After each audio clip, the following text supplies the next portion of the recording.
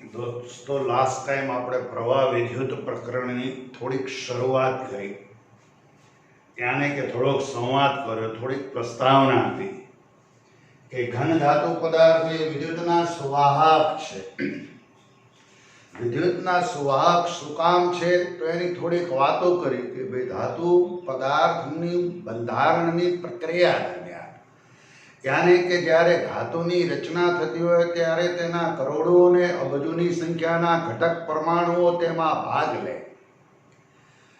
આ પરમાણુઓની છેલ્લી કક્ષામાં રહેલા વેલેન્સ ઇલેક્ટ્રોન તેના પિતૃ પરમાણુઓ પરથી છટકી અને મુક્ત થઈ જાય છે, જેના પરિણામ સ્વરૂપે પરમાણુઓ એ ધનાયનમાં ફેરવાય છે. પિતૃ પરમાણુઓ અને ચોક્કસ પ્રકારની ભૌમિતિક ભાત રચે છે. પોતપોતાના કાયદેસરના નિશ્ચિત સ્થાને ગોઠવાય છે, જે બિંદુ ઉપર ગોઠવાયા અને લેટિસ બિંદુઓ કયા. લેટિસ એટલે પરમાણુઓની વ્યવસ્થિત ગોઠવણી. પહેલા મુક્ત થયેલા વેલેન્સ ઇલેક્ટ્રોન આ ધન આયનો વચ્ચેના અંતર અવકાશમાં અસ્તવ્યસ્ત ગતિ કરતા હોય. આવી અસ્તવ્યસ્ત ગતિના પરિણામ સ્વરૂપે કંઈ વિદ્યુત પ્રવાહ રચાતો નથી. એટલે આપણે એક કામ કર્યું. શું તો કે અસ્તવ્યસ્ત જે ગતિ હતી એને કારણે વાહકના કોઈ આડછેદમાંથી પસાર થતા ઇલેક્ટ્રોનની સરેરાશ સંખ્યા શૂન્ય બને, જેને કારણે વિદ્યુત પ્રવાહ રચાતો નથી. એટલે આપણે વાહકના બે છેડે વીજ વિભવ યાની કે વિદ્યુત ક્ષેત્ર લાગુ પાડ્યું. ક્ષેત્રને કારણે અસ્તવ્યસ્ત ગતિ કરી રહેલા તમામ ઇલેક્ટ્રોન પર ક્ષેત્રની વિરુદ્ધ દિશામાં બળ લાગ્યું, જેના પરિણામ સ્વરૂપે જે ઇલેક્ટ્રોન્સ હતા એ ઇલેક્ટ્રોન્સ હવે બધા જ ઇલેક્ટ્રોન આ જે વાહક હતો એ વાહક ના આપણે આવા આડછેદની વાત કરીએ દોસ્તો. ફરી એકવાર એ તમે વિડીયો જોજો, થોડો વધારે ખ્યાલ આવશે. એટલે કે આ જે વાહક હતું એ વાહક સાથે આ રીતે એક વિદ્યુત કોષ જોડ્યો. આ કોષમાં અહીંયા ગાડી ધારો કે આ ધનધ્રુવ, આપણે જે આગળ ચર્ચા કરી એ મુજબ આ રીતે, એટલે કે આ this is the positive, this is the negative, યાની કે આ દિશામાં એક વિદ્યુત ક્ષેત્ર ઉત્પન્ન થયું, જેને કારણે ક્ષેત્રની વિરુદ્ધ દિશામાં ઇલેક્ટ્રોન્સ ગતિ કરવા લાગ્યા. હવે બધા જ ઇલેક્ટ્રોનની ગતિ આ દિશામાં થાય છે, આપણને ખ્યાલ આવ્યો. પેલા ધનાયનો વચ્ચે હતા જે મેં અત્યારે નથી બતાવ્યા, પણ આગળ લેક્ચરમાં તમે જોશો તો એ ધનાયનો આવા તમને જોવા મળે. પણ બધા જ જે ઇલેક્ટ્રોન છે ઇલેક્ટ્રોન પર ક્ષેત્રની વિરુદ્ધ દિશામાં બળ લાગ્યું.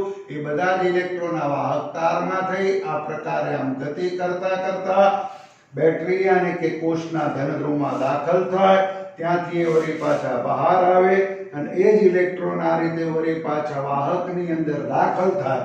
આમ ઇલેક્ટ્રોન આ રીતે સર્ક્યુલેશનમાં આવ્યા, મોશનમાં આવ્યા, વિદ્યુત પ્રવાહનું નિર્માણ થયું. હવે આ આડછેદમાંથી બધા જ ઇલેક્ટ્રોન આમ જ જશે, કોઈ ઇલેક્ટ્રોન આમ જતો જ નથી. યાની કે હવે આ આડછેદમાંથી પસાર થતા ઇલેક્ટ્રોનની સરેરાશ સંખ્યા શૂન્ય રહેતી નથી અને જેના પરિણામ સ્વરૂપે કંઈ વિદ્યુત પ્રવાહનું નિર્માણ થયું. મેં આપણે એ પણ કહ્યું હતું કે ધારો કે આ દિશામાં 50 ઇલેક્ટ્રોન જઈ રહ્યા છે, તો એક ઇલેક્ટ્રોનનો વિદ્યુતભાર E હોય તો 50 ઇલેક્ટ્રોનનો વિદ્યુતભાર કેટલો, તો કે 50 E. આ વિદ્યુતભારને બતાવાય શેના વડે? કેપિટલ Q વડે. ધારો કે કેટલા સમયમાં એ પસાર થયો છે, તો કે t સમયમાં, યાની કે t સમયમાં q કુલંબ પસાર થાય તો એકમ સમયમાં કેટલો થાય? q/t. આ q/t નો ગુણોત્તર મને અને તમને, આપણને સૌ કોઈને વિદ્યુત પ્રવાહનું મૂલ્ય આપે, વિદ્યુત પ્રવાહનું માપ આપે છે. આ વિદ્યુત પ્રવાહનો એકમ એમ્પિયર છે.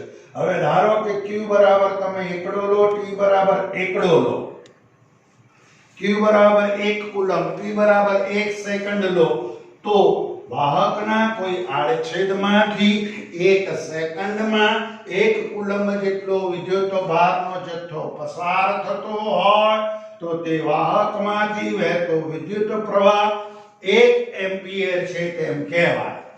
જો વાહકના આડછેદમાંથી એકમ સમયમાં 1 કુલંબ જેટલો વિદ્યુતભારનો જથ્થો પસાર થતો હોય તો તે વાહકમાંથી વહેતો વિદ્યુત પ્રવાહ 1 એકમ છે એમ કહેવાય.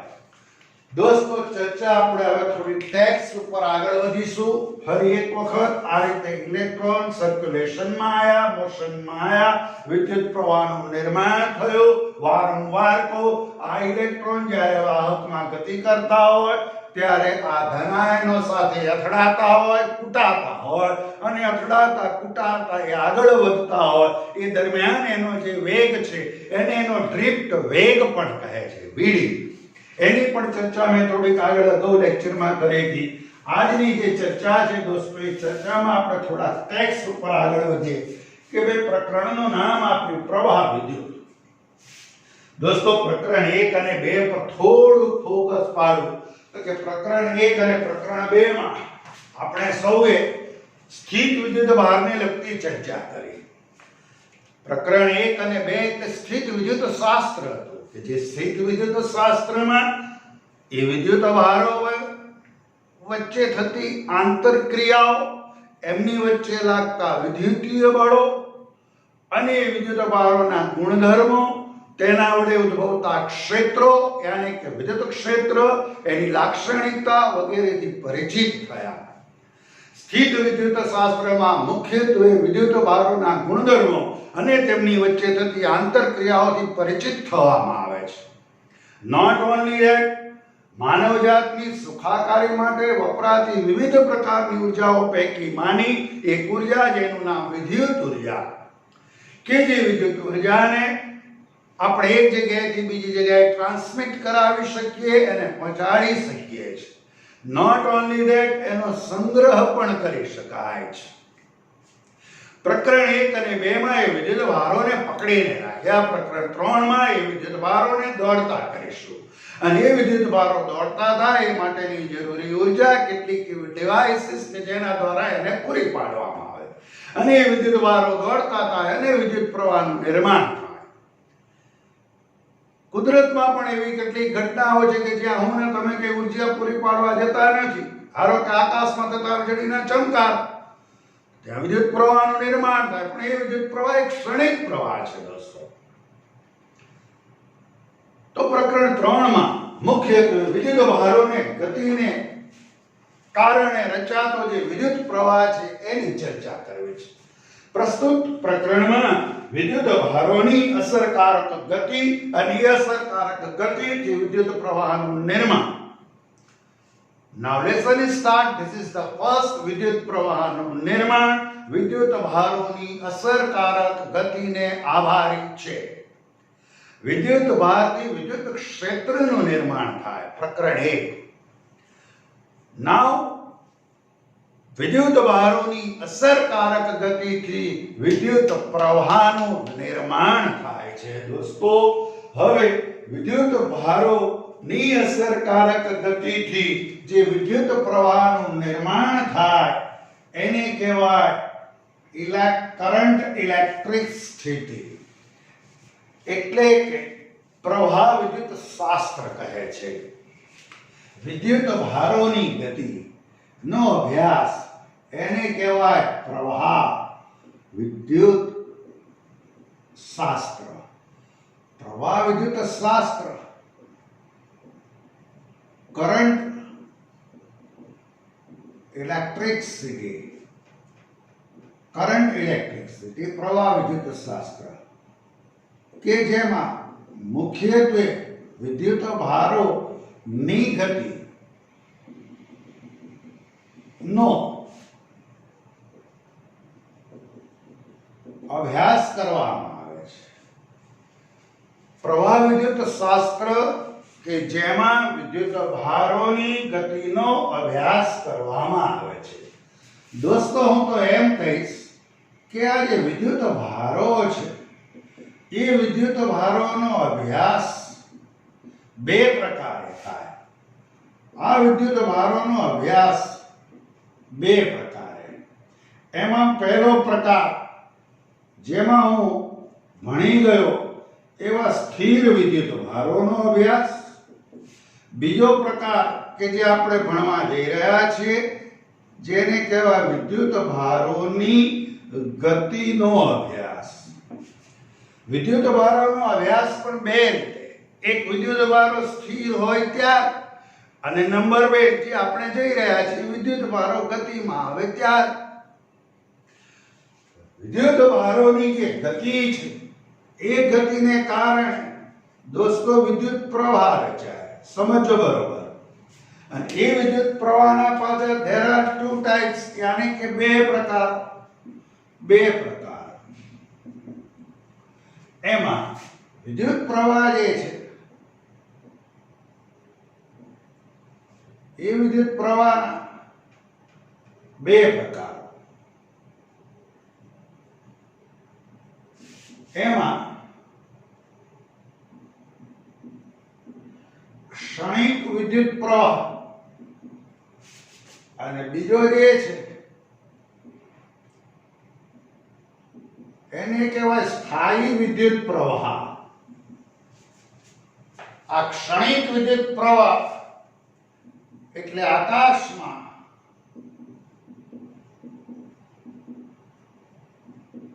થતી વીજળી કે જેમાં ક્ષણિક પ્રવાહ રચાય. આકાશમાં જ્યારે વીજળીના ચમકારા થાય છે ત્યારે એ જે વિદ્યુત ભારો છે એ વિદ્યુત ભારો કે જે વાદળો જે છે એ વાદળોમાંથી પૃથ્વીના વાતાવરણ તરફ ગતિ કરે દોસ્તો. અને પૃથ્વીના વાતાવરણમાં થઈ અને પૃથ્વી તરફ આવતા હોય. આકાશમાં જ્યારે વીજળી થતી હોય ત્યારે વિદ્યુત ભારો એ વાદળોથી પૃથ્વીના વાતાવરણ તરફ અને વાતાવરણથી પૃથ્વી તરફ ગતિમાં હોય. પણ એ જે પ્રવાહ રચાય એ ક્ષણિક હોય. પણ આ જે વિદ્યુત પ્રવાહ રચાય છે દોસ્તો એ વિદ્યુત પ્રવાહ 10,000 એમ્પિયરના ક્રમનો હોય. It's a 10,000 ampere. 10,000 એમ્પિયરના ક્રમનો હોય. ખૂબ મોટો હોય અને જેને કારણે મોટી જાનહાનિ પણ આપણે જોઈએ થાય છે. થવાનું કારણ 10,000 એમ્પિયરના ક્રમનો વિદ્યુત પ્રવાહ સ્વાભાવિક છે. કોકના ઉપર પડે એટલે શું પરિસ્થિતિનું નિર્માણ થાય એ કંઈ મારે આપણે કહેવાની જરૂર નથી. આપ જાણો છો. સ્થાયી વિદ્યુત પ્રવાહની હું જો વાત કરતો હોઉં તો નદીમાં જે રીતે પાણીનો સ્થાયી પ્રવાહ વહેતો હોય, નદીમાં પાણીનો સ્થાયી અથવા તો પાણીનું સ્થાયી વહન થતું હોય તે રીતે વિદ્યુત ભારોનું વહન થતું હોય. નદીમાં જે રીતે પાણીનું સ્થાયી વહન થતું હોય તે રીતે જો વિદ્યુત ભારોનું વહન થતું હોય તો વિદ્યુત ભારોના એવી ગતિને કારણે સ્થાયી વિદ્યુત પ્રવાહનું નિર્માણ થાય. દાખલા તરીકે એનું સારામાં સારું ઉદાહરણ તો કે સેલથી ચાલતી ઘડિયાળ. સેલથી ચાલતી ઘડિયાળ. સેલથી ચાલતી ઘડિયાળ. પછી ટોર્ચની વાત કરો. એ ટોર્ચ કે જેમાં સ્થાયી વિદ્યુતનું વહન થઈ રહ્યું છે એમ કહેવાય. સ્થાયી અને સ્ટેરિંગ વિદ્યુત ભારો ગતિ કરતા હોય. દરેક વખતે સ્થાયી વિદ્યુત પ્રવાહ હોવો જરૂરી નથી દોસ્તો. એનું પણ સ્મરણ રાખજો, એનું રટણ કરજો. હમણાં આવશે આગળ. 4-5 વાતો કરી દોસ્તો. પ્રસ્તુત પ્રકરણનું નામ જે છે નામ પ્રવાહ વિદ્યુત છે. હું તો એમ કહીશ કે પ્રવાહ એક વિદ્યુત શાસ્ત્ર છે, યાની કે કરંટ ઇલેક્ટ્રિસિટી, યાની કે પ્રવાહ વિદ્યુત શાસ્ત્ર.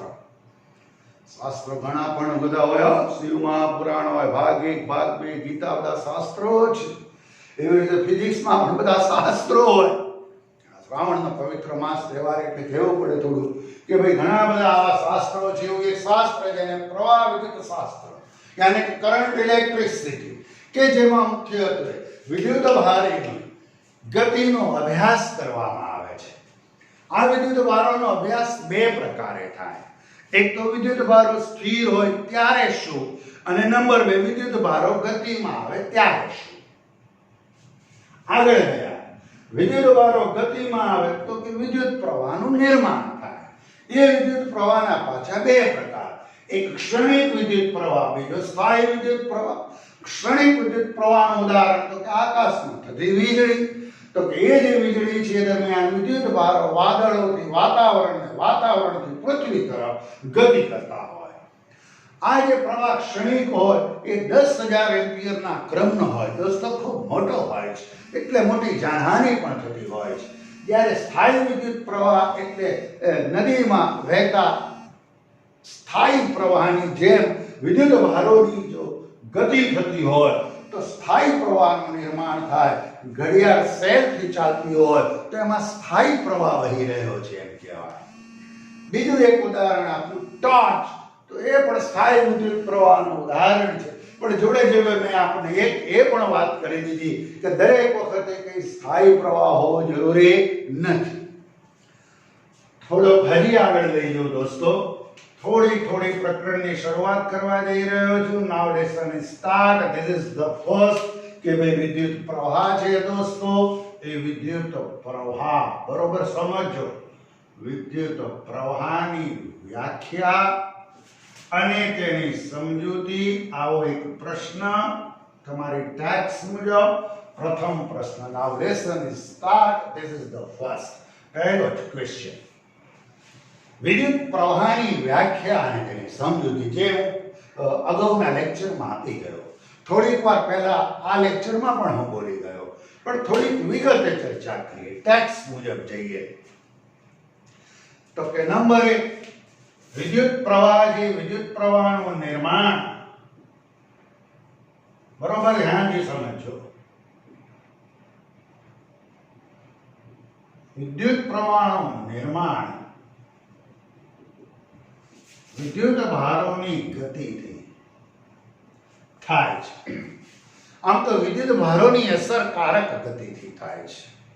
નંબર 2, આ જે વિદ્યુત પ્રવાહ છે એટલે કે વિદ્યુત ભારોની જે ગતિ છે એ ગતિને લંબ વિદ્યુત ભારો જે છે એ વિદ્યુત ભારો ની ગતિ ની દિશા ને લંબ એક નાનો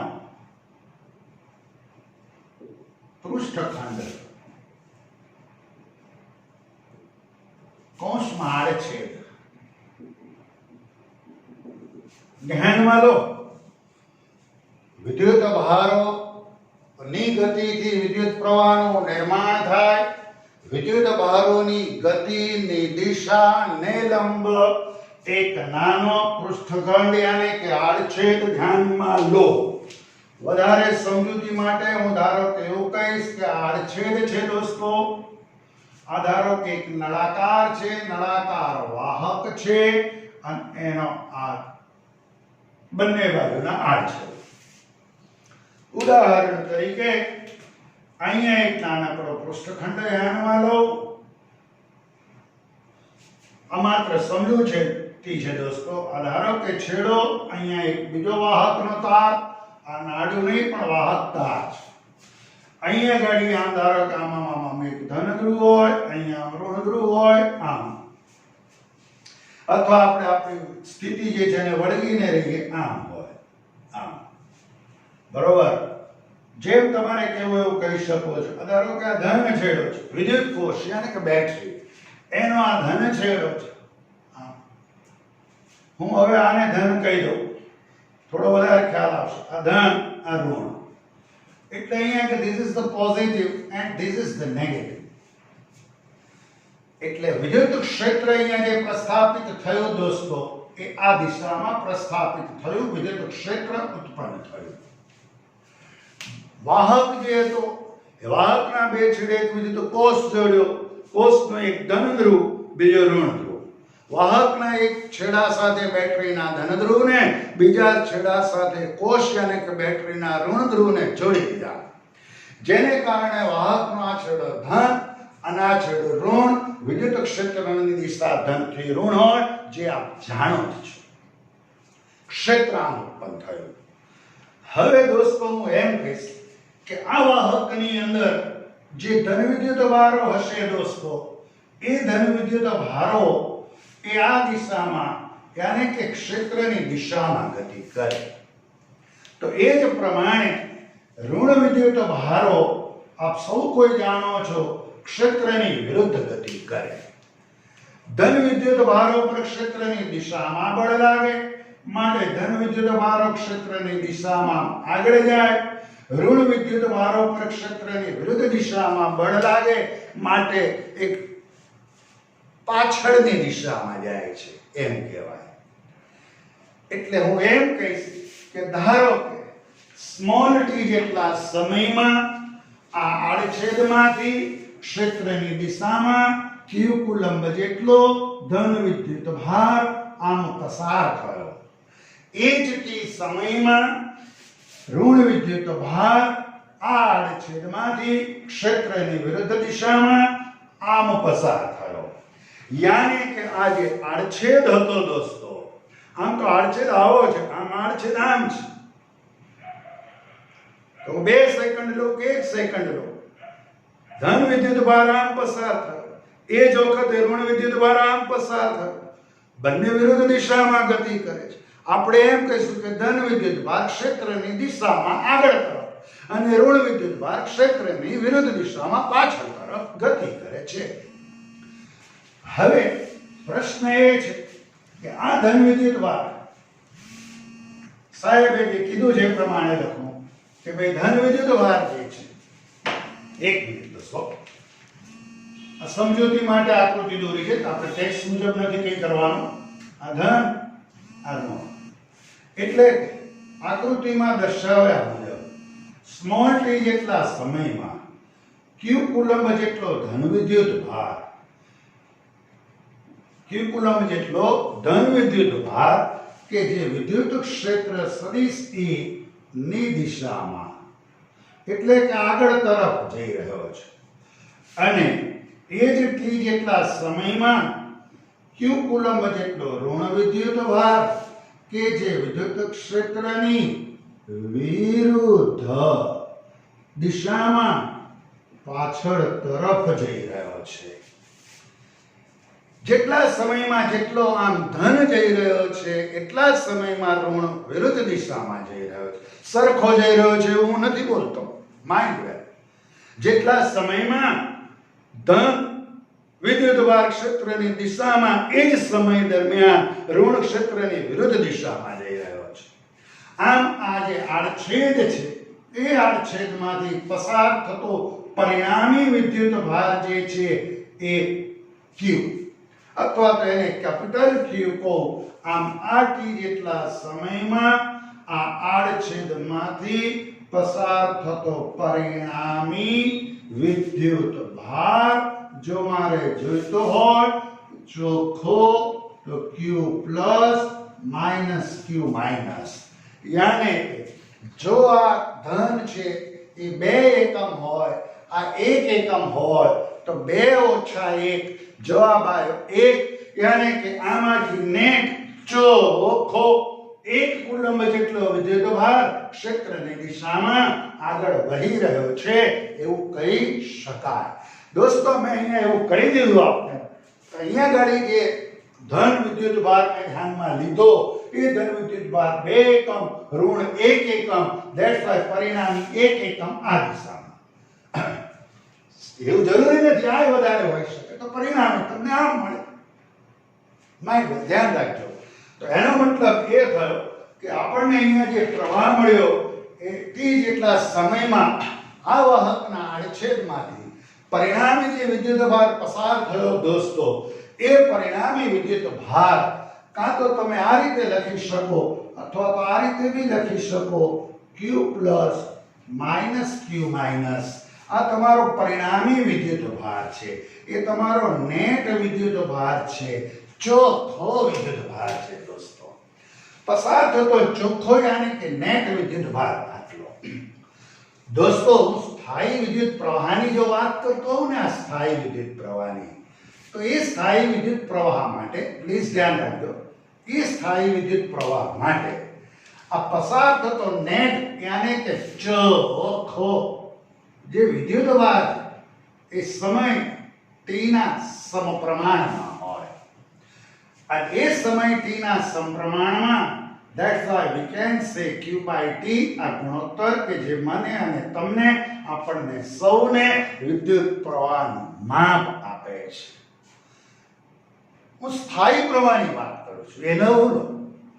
સ્થાયી પ્રવાહના કિસ્સામાં આ પરિણામી વિદ્યુત ભાર કે જે સમય t ના સમપ્રમાણમાં હોય ગુણોત્તર લો તો એ તમને પ્રવાહ આપે, વિદ્યુત પ્રવાહ આપે, પ્રવાહનું માપ આપે છે.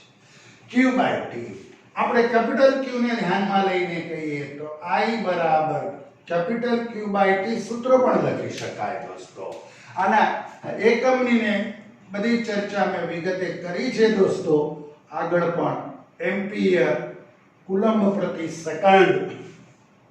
આના પરથી વ્યાખ્યા ફરી એકવાર કહું કે if when this q is equal to 1 coulomb this t is equal to 1 second, that's why we can say I is equal to 1 ampere.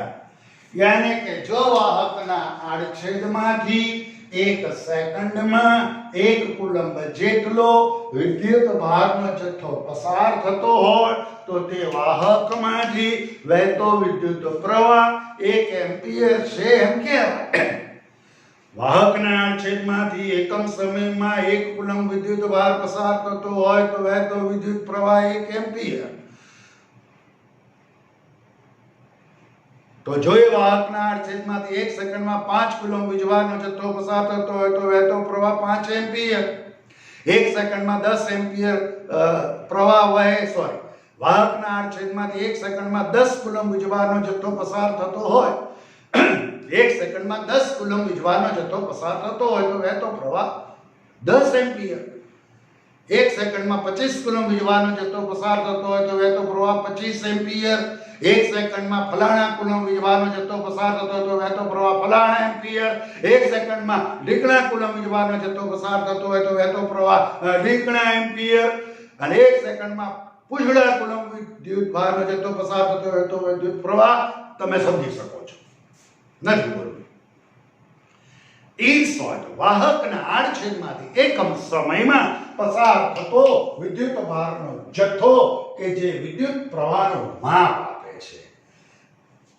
વાતો કરીએ સ્થાયી પ્રવાહની વાતો કરી. પ્રકરણની શરૂઆત કરી દોસ્તો મેં પ્રવાહ વિદ્યુત એવી શરૂઆત કરી.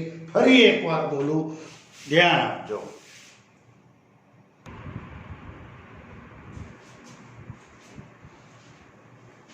प्रवाह विद्युत करंट इलेक्ट्रिसिटी यानी कि प्रवाह विद्युत शास्त्र के जेमा मुख्यत्वे विद्युत भारोनी गति अंगेनो अभ्यास करवामां आवे छे. विद्युत भारोनो अभ्यास બે પ્રકારે થાય.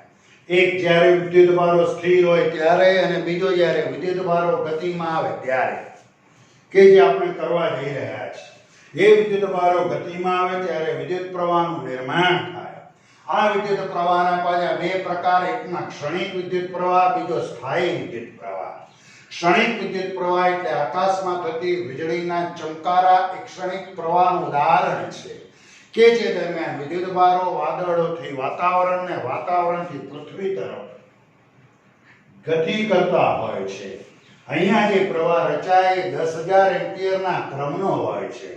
જ્યારે સ્થાયી વિદ્યુત પ્રવાહ એ પાણીના નદીમાં વહેતા પાણીના સ્થાયી વહનની જેમ જ્યારે વિદ્યુત ભારો વહન પામતા હોય તો એને સ્થાયી પ્રવાહ કહે છે. નદીમાં પાણીના સ્થિર વહનની જેમ જ્યારે વિદ્યુત ભારો ગતિ કરતા હોય ત્યારે વિદ્યુત પ્રવાહ સ્થાયી છે એમ કહેવાય. જેમ કે ઉદાહરણ તરીકે સેલથી ચાલતી ઘડિયાળ અને ટોર્ચ એ સ્થાયી પ્રવાહના ઉદાહરણ છે. વારંવાર કહું છું કે દરેક વખતે વિદ્યુત પ્રવાહ સ્થાયી હોવું જરૂરી નથી. આગળ ગયા કે વિદ્યુત પ્રવાહની વ્યાખ્યા, તેની સમજૂતી. તો કે વિદ્યુત પ્રવાહનું નિર્માણ એ વિદ્યુત ભારોની ગતિને આભારી છે.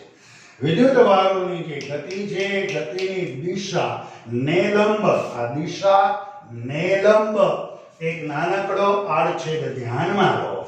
આ આડછેદમાંથી t સમયમાં q કુલમ્બ જેટલો ધન વિદ્યુત ભાર ક્ષેત્રની દિશામાં જાય છે. એ જ t સમય દરમિયાન ઋણ વિદ્યુતભાર ક્ષેત્રની વિરુદ્ધ દિશામાં જાય છે. કેમ ક્ષેત્રની દિશામાં, કેમ વિરુદ્ધ દિશામાં, એ આપ જાણો છો. ધન પર ક્ષેત્રની દિશામાં બળ લાગે, ઋણ પર ક્ષેત્રની વિરુદ્ધ દિશામાં બળ લાગે, જેના પરિણામ સ્વરૂપે આ આડછેદમાંથી પસાર થતો નેટ ચોખ્ખો વિદ્યુત ભાર capital Q is equal to Q plus minus Q minus, અથવા તો આ રીતે પણ લખી શકાય, whatever you like. સ્થાયી વિદ્યુત પ્રવાહની જ્યારે વાત કરતા હોય ત્યારે વિદ્યુત ભારનો જથ્થો એ સમયના સમપ્રમાણમાં હોય. That's why we can write down like this, કે આ ગુણોત્તર જો તમે લો તો એ આપણને વિદ્યુત પ્રવાહ આપે, યાને કે Q/T નો ગુણોત્તર એ વિદ્યુત પ્રવાહનું માપ આપે છે. વાહકના કોઈ આડછેદમાંથી એકમ સમયમાં જો એક કુલંબ જેટલો વિદ્યુત ભારનો જથ્થો પસાર થતો હોય તો, યાને કે I બરાબર 1 કુલંબ પ્રતિ સેકન્ડ, તો વહેતો પ્રવાહ 1 એમ્પિયર છે એમ કહેવાય. કોઈ વાહકમાંથી વહેતો પ્રવાહ 5 એમ્પિયર છે, એનો અર્થ શું? તો કે વાહકના આડછેદમાંથી 1 સેકન્ડમાં 5 કુલંબ જેટલો વિદ્યુત ભારનો જથ્થો પસાર થાય છે.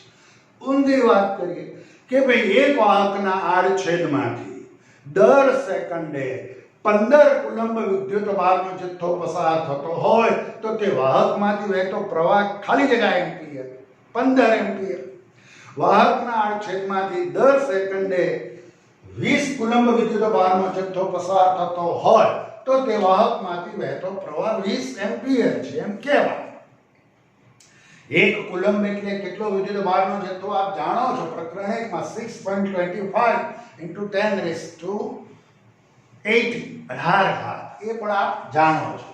થોડોક આગળ જો સાહેબ આ જે વ્યાખ્યા છે, વાક્યની થોડી વધારે ચર્ચા કરું, થોડોક આગળ વધારું તમને, કે દરેક વખતે મેં હમણાં જ આપને કહ્યું કે દરેક વખતે વિદ્યુત પ્રવાહ જે છે, વિદ્યુત પ્રવાહ એ સ્થાયી હોવો જરૂરી નથી.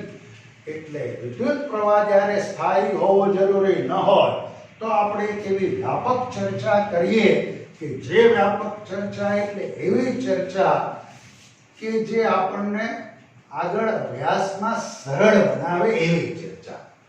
એટલે કે એવી એટલે કેવી સાહેબ? તો કે જોઈએ તમને ખબર પડે. બધું એવું એટલે કેટલું કેમ એવું બધું ન રહે, જેમ તેમ અભ્યાસ કરીએ એમ ખ્યાલ આવતો જાય, બરોબર?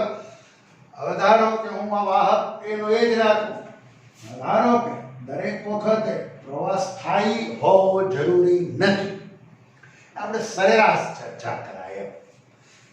ધારો કે t1 બરાબર t સમયમાં, ફરી એકવાર t1 બરાબર t જેટલા સમયમાં વાહકનો આ જે આડછેદ છે એ આડછેદમાંથી q કુલંબ જેટલો વિદ્યુત ભારનો જથ્થો પસાર થાય છે વાહકના આડછેદમાંથી t1 બરાબર t સમયમાં. એ જ પ્રમાણે દોસ્તો t2 બરાબર t પ્લસ ડેલ્ટા t જેટલા સમયગાળામાં એ જ આડછેદ કેપિટલ A, આ આડછેદ કેપિટલ A જેટલું ક્ષેત્રફળ ધરાવે છે. તે આડછેદમાંથી પસાર થતો વિદ્યુત ભારનો જથ્થો q પ્લસ ડેલ્ટા q. દોસ્તો આને હું q1 બરાબર q કહી દઉં અને આને હું q2 કહું. q2 બરાબર q plus delta q. t1 બરાબર t જેટલા સમયમાં આ આડછેદમાંથી પસાર થતો વિદ્યુત ભારનો જથ્થો q1 બરાબર q છે દોસ્તો. t2 બરાબર t પ્લસ ડેલ્ટા t જેટલા સમયગાળામાં પસાર થતો વિદ્યુત ભારનો જથ્થો q પ્લસ ડેલ્ટા q છે. યાની કે t2 minus t1 is equal to delta t ધોરણ 11. આ ડેલ્ટા t જેટલા સમયગાળામાં t2 t1 એટલે ડેલ્ટા t તમે જાણો છો. એ ડેલ્ટા t જેટલા સમયગાળામાં આડછેદમાંથી પસાર થતો વિદ્યુત ભારનો જથ્થો ડેલ્ટા q જેટલો હોય. તો હું એમ કહીશ દોસ્તો કે ડેલ્ટા t જેટલા સમયમાં ડેલ્ટા q પસાર થાય તો એકમ સમયમાં કેટલો જથ્થો પસાર થાય આમ કહો. જો ડેલ્ટા t જેટલા સમયગાળામાં ડેલ્ટા q જેટલો વિદ્યુત ભારનો જથ્થો પસાર થતો હોય તો એકમ સમયમાં કેટલો વિદ્યુત ભારનો જથ્થો પસાર થાય? તો કે ડેલ્ટા ટી જેટલા સમયમાં જો ડેલ્ટા ક્યુ જેટલો પસાર થતો હોય તો એકમ સમયમાં પસાર થતો વિદ્યુત ભારનો જે જથ્થો છે એ જથ્થો આપણને મળે દોસ્તો ડેલ્ટા ક્યુ અપોન ડેલ્ટા ટી, કે જે આપણને સૌને સરેરાશ વિદ્યુત પ્રવાહ આપે. આ જે વિદ્યુત પ્રવાહ મળ્યો દોસ્તો એ સરેરાશ વિદ્યુત પ્રવાહ મળ્યો એમ કહેવાય. ફરી એકવાર કહું, T1 બરાબર T એટલા સમયમાં A R છેદમાંથી વહેતો વિદ્યુત ભારનો જથ્થો Q1 બરાબર Q, T2 બરાબર T પ્લસ ડેલ્ટા T જેટલા સમયગાળામાં A R છેદમાંથી વહેતો વિદ્યુત ભારનો જથ્થો પસાર થતો વિદ્યુત ભારનો જથ્થો Q2 બરાબર Q પ્લસ ડેલ્ટા Q હોય તો T2 માઇનસ T1 બરાબર ડેલ્ટા T જેટલા સમયગાળામાં તે R છેદમાંથી પસાર થતો વિદ્યુત ભારનો જથ્થો Q2 માઇનસ T1 બરાબર ડેલ્ટા Q થાય. આમ ડેલ્ટા T જેટલા સમયગાળામાં ડેલ્ટા Q જેટલો વિદ્યુત ભારનો જથ્થો પસાર થતો હોય તો એકમ સમયમાં કેટલો વિદ્યુત ભારનો જથ્થો પસાર થાય આપણને ગુણોત્તર મળ્યો delta Q by delta T, કે જે આપણને સૌને સરેરાશ વિદ્યુત પ્રવાહ આપે, યાને કે સરેરાશ પ્રવાહ મળે છે. હવે જો આ સરેરાશ પ્રવાહ જેટલા વ્યાપક ચર્ચા છે દોસ્તો, દરેક વખતે કઈ પ્રવાહ સ્થાયી હોવો જરૂરી નથી, વારંવાર કહું છું અને જે કહીશ એટલે સરેરાશ વાત થઈ. હવે જો મારે તાત્ક્ષણિક પ્રવાહ જોઈતો હોય, તત્કાલીન યાને કે તાત્ક્ષણિક વિદ્યુત પ્રવાહ જો જોઈતો હોય તો દોસ્તો ટેન્ડ્સ ટુ 0 આપો. ધોરણ 11 આપ ભણ્યા છો. I is equal to limit of delta t tends to 0 of delta q upon delta t. We can write down dq upon dt. And this is our formula. તાત્ક્ષણિક વિદ્યુત પ્રવાહ dq by dt. This is our formula. આના પરથી એક વાત એવી પણ થાય દોસ્તો, ઇટ્સ અ નોટ, यानी के स्मरण रहे कि તમારે વિદ્યુત પ્રવાહ પરથી વિદ્યુત ભાર જો જોઈતો હોય તો now we can say write down like this I into dt, यानी કે વિદ્યુત ભારના જથ્થાનો એકમ એમ્પિયર ઇન્ટુ સેકન્ડ, અને જો અવરમાં લો તો એમ્પિયર ઇન્ટુ અવર. એમ્પિયર ઇન્ટુ અવર કઈ ભૌતિક રાશિનો એકમ? તો કહેવાનો વિદ્યુત ભાર. ફરીવાર I બરાબર dq by dt. That's why we can say dq is equal to I into dt. I it's a ampere, t यानी it's a second, અને કે q એટલે કુલમ. કુલમ બરાબર એમ્પિયર into સેકન્ડ. કુલમ એ કોનો એકમ? તો કે વિદ્યુત ભારના જથ્થાનો. તો વિદ્યુત ભારના જથ્થાનો એકમ એમ્પિયર ઇન્ટુ સેકન્ડ અથવા એમ્પિયર ઇન્ટુ અવર પણ કહી શકાય. ભૂતકાળની ક્યાંક કોઈ પરીક્ષામાં બહુ વર્ષો પહેલા પૂછાયેલું છે. સામાન્ય વાત છે કે મોટી છે કે વિદ્યુત ભારના જથ્થાનો એકમ એમ્પિયર ઇન્ટુ અવર, એમ્પિયર ઇન્ટુ સેકન્ડ છે. દોસ્તો આ જે ઇક્વેશન છે એમાં તમે ઇન્ટિગ્રેશન લઈ લો. Integration I into dt. જો આ ઇન્ટિગ્રેશન કરો બંને બાજુ સંકલન કરો તો તમને કુલ વિદ્યુત ભાર મળે. દોસ્તો આ વિદ્યુત ભાર જે છે, વિદ્યુત પ્રવાહ જે છે એનું પરિમાણ એમ્પિયર છે, પણ વિદ્યુત ભાર જે છે એના પરિમાણની વાત કરો તો એમ્પિયર ઇન્ટુ સેકન્ડ એટલે કે એમ્પિયર ઇન્ટુ ટી છે.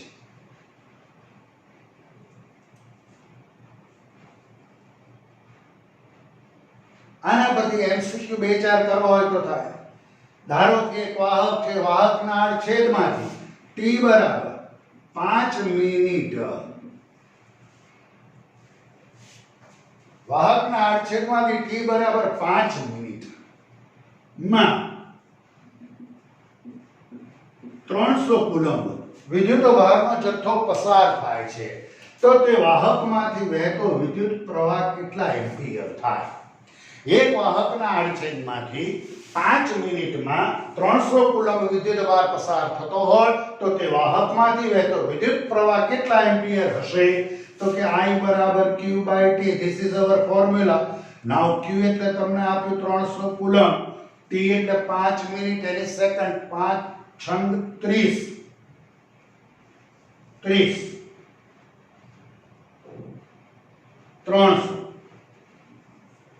હવે ધારો કે 300 ના બદલે અહીંયા હું 30 કરી નાખું, 30 કુલમ પસાર થાય છે, તો અહીંયા આવું થશે 5 મિનિટમાં 30 કુલમ વિદ્યુતભાર પસાર થાય છે.